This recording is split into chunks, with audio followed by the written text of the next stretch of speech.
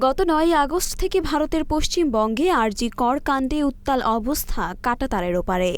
এক তরুণী চিকিৎসকের নির্যাতন মৃত্যু নারী সুরক্ষা নিয়ে নতুন করে ভাবতে বাধ্য করছে সকলকে।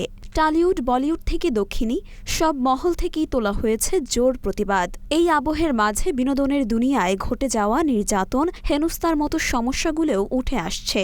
অভিনেত্রী থেকে টেকনিশিয়ান, হেনস্থা থেকে বাদ নেই কেউই।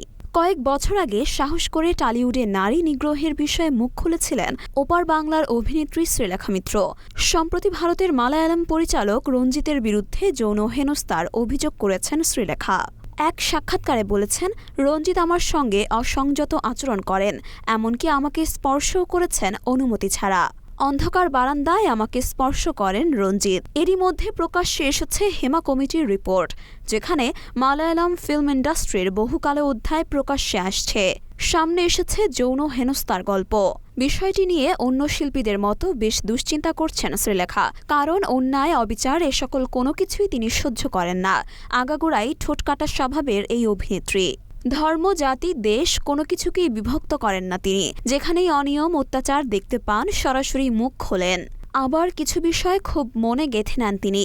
বোঝাই যায় সব মিলিয়ে একটা স্ট্রেসের মধ্যে আছেন অভিনেত্রী।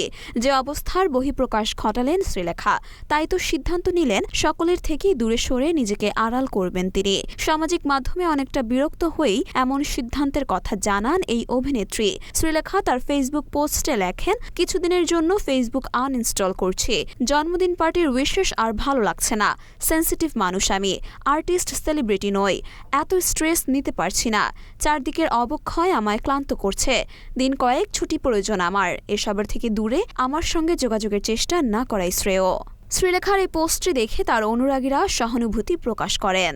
এক নেটিজেন মন্তব্য করেছেন, তুমি তো শক্তি, তুমি ভেঙে পড়লে কি করে লড়বো আমরা।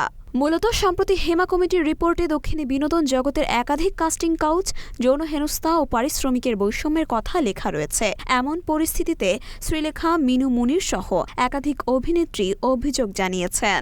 সকল অভিযোগের বিষয় তদন্তের জন্য সিনিয়র নারী পুলিশদের নিয়ে বিশেষ তদন্তকারী দল গঠন করা হয়েছে। মরিয়ম মেম, ঢাকা পোস্ট।